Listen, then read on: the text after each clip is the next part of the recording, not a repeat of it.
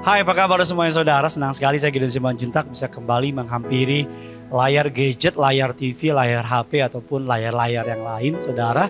Untuk menyampaikan kabar baik, kebenaran firman Tuhan bahwa yang punya surga, crazy in love with you. Sebelum kita menjalankan hari ini, mari sama-sama kita akan membahas kebenaran firman Tuhan. Dan sebelum kita memulainya, mari sama-sama kita tundukkan kepala, kita bersatu dalam doa. Kami bersyukur untuk kebaikan-Mu, kami bersyukur untuk kasih setiamu. Hari yang kami punya, hari yang kami miliki datang dan berasal daripada-Mu saja Tuhan. Karenanya kami mau duduk diam dengar firman-Mu. Berbicaralah melalui hamba-Mu, sebab kami siap untuk mendengarnya. Di dalam nama Tuhan Yesus, setiap kita yang siap diberkati, sama-sama kita katakan amin. Hari ini kita akan belajar sebuah practical teaching dengan judul malas berdoa, tanda tanya. Nah itu dia. Bagaimana caranya agar ketika kita lagi macet, malas berdoa, sehingga kita meninggalkan jam doa kita. Mari kita jujur bahwa tidak selalu kita dalam keadaan prima. Gak selalu kita tuh pengen doa.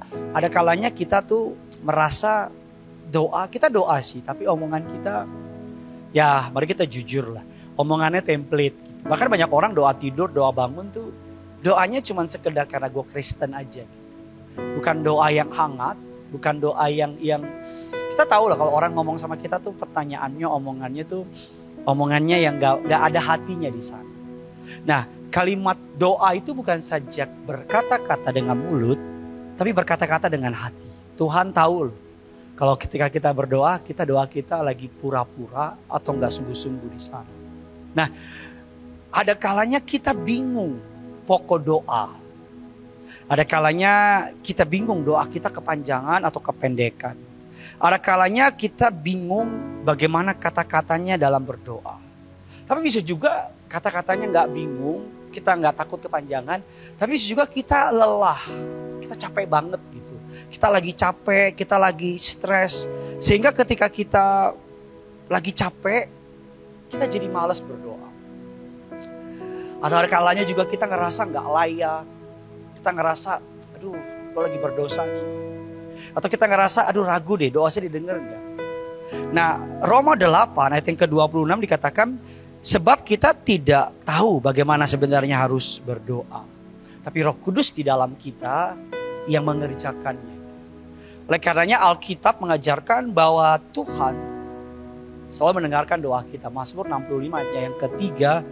Jadi meskipun saudara doanya terbata-bata, gak lancar, tapi Tuhan mendengar doa saudara. Anak saya Genesaret dan Joey sekarang kalau ngomong belum lancar. Tapi dia ngomong apapun saya akan dengerin. Kenapa? Karena saya tahu dia anak saya. Perkataan Joey, Gene akan saya dengar. Walaupun kadang-kadang omongannya nggak penting-penting amat gitu. Nah, saya akan bagikan tips sama saudara agar saudara nggak macet lagi doa.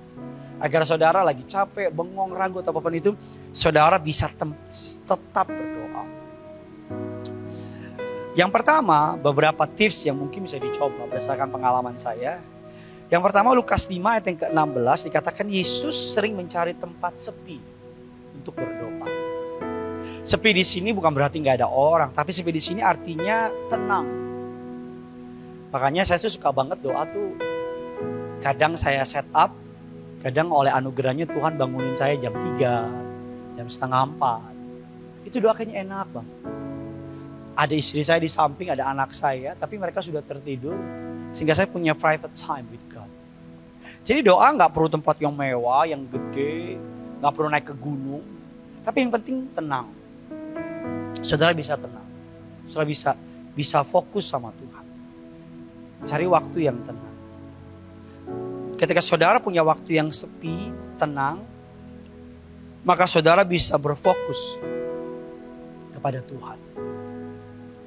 Yang kedua, bagaimana untuk kita bisa berdoa? Mama saya punya kebiasaan, dia tulis pokok doanya.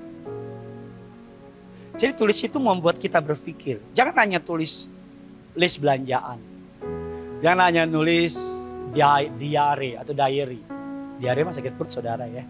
Diary. Tapi tulis apa yang menjadi pokok doa saudara. Habakuk 2 ayat yang kedua bilang demikian. Tuliskanlah penglihatan itu. Dan ukirlah itu pada loh-loh. supaya orang sambil lalu dapat membacanya. Artinya ada daftar di sana. Tulis. Keluarga, kesehatan, apapun itu, tulis. Nanti biasanya kalau saudara tulis, Tuhan tambahin. Tuhan kasih lagi, Tuhan kasih lagi, Tuhan kasih lagi. Sehingga doa saudara tuh terstruktur. Doa saudara tuh ibaratnya ada strategi, ada pukulannya, jelas. Karena kalau saudara nggak list, nanti saudara lupa. Habis doa belum doa, nanti doa besok aja deh. Kalau saudara tulis keluarga, teman, kesehatan, pekerjaan, anak-anak dan seterusnya, saudara jadi jelas. Dan yang ketiga, ini kesukaan saya, bagaimana tips agar kita nggak macet dalam berdoa. Doa yang sederhana. Apa maksudnya? Ingat, Tuhan itu nggak bergerak karena kalimatmu panjang-panjang. Tuhan itu nggak mendengar karena kamu ngomongnya manis-manis. No. Bahkan Tuhan nggak peduli sama nadamu. Ada orang doa dipikir nadanya diberat-beratin, nadanya didayu-dayuin. No.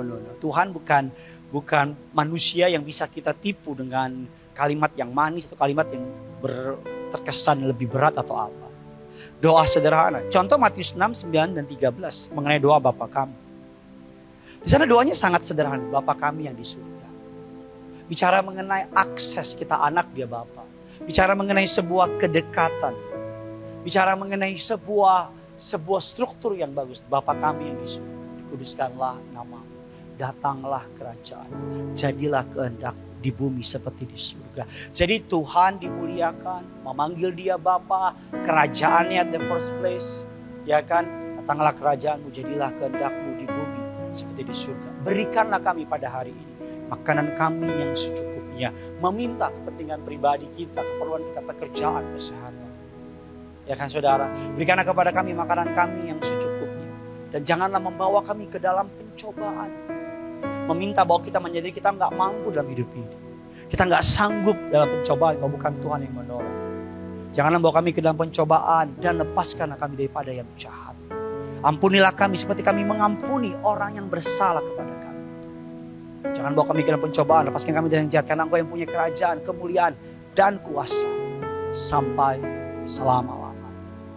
Dari struktur doa Bapa kami kita mengerti bahwa doa bicara komunikasi. Bicara tentang kedekatan kita sama Tuhan. Bicara mengenai bahwa kita memperhatikan Tuhan. Bicara bahwa bagi kita Tuhan yang terpenting. Dan yang keempat, bagaimana supaya doa kita nggak macet. Supaya kita bisa terus berdoa. Adalah dengan doa bersama.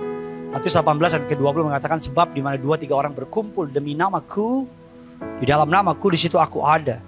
Di tengah mereka. Doa corporate, doa bersama-sama, doa 2-3 orang berkumpul, bicara keluarga, bicara teman, bicara komunitas, membuat doa kita powerful, membuat doa kita gak bisa di stop oleh apapun juga. Hari ini apa yang kau doakan? Bahkan pengalaman saya berdoa bisa tinggal nangis saja. Nangis dan tinggal ngomong sama Tuhan. Dia Bapa, kita anak. Kamu anaknya. Dia Bapa. Minta maka engkau akan diberi. Cari maka kamu akan mendapat. Ketuk maka pintu akan dibukakan bagi. Dalam kesempatan ini, kalau saudara ada pokok doa, tulis kolom komentar di bawah. Biar kami para hamba Tuhan membawanya kepada Tuhan. Dan orang-orang yang membaca nanti juga bisa berdoa bersama-sama. Mari sama-sama kita datang sama Tuhan. Kita bawa penyembahan kita. Nanti kita akan tutup dengan doa Bapa kami di akhir renungan singkat pada pagi ini.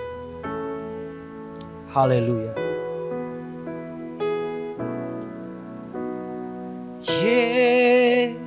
Yesus, Yesus, dengar doaku.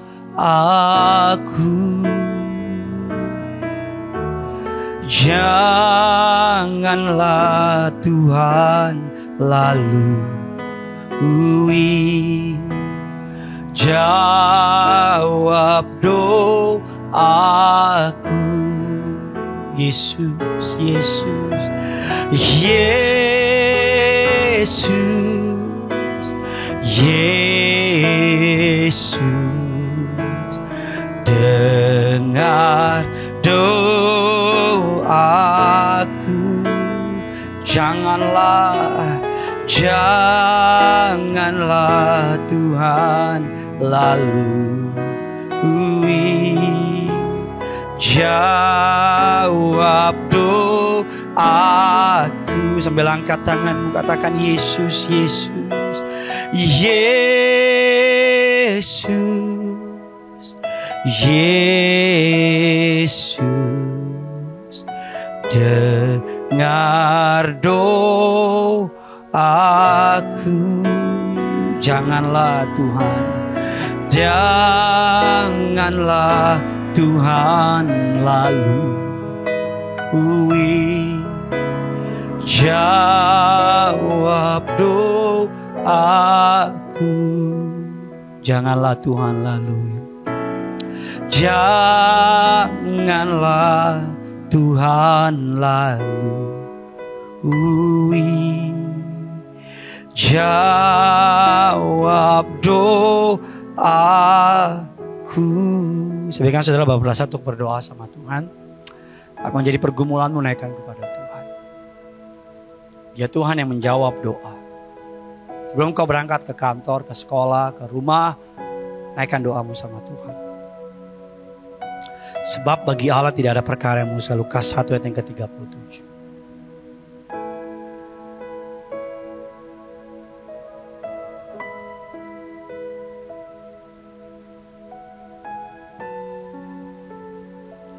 Mari sama-sama kita akan tutup renungan kita dengan doa Bapa kami. Bapa kami yang dalam kerajaan surga, dikuduskanlah namamu. Datanglah kerajaanmu, jadilah kehendakmu di bumi seperti di surga. Berikanlah kami pada hari ini makanan kami yang secukupnya, dan ampunilah kami akan kesalahan kami, seperti kami juga mengampuni orang bersalah kepada kami. Dan janganlah membawa kami ke dalam pencobaan, tapi lepaskanlah kami daripada yang jahat. Karena Engkau yang punyai kerajaan dan kuasa dan kemuliaan sampai selama-lamanya. Amin.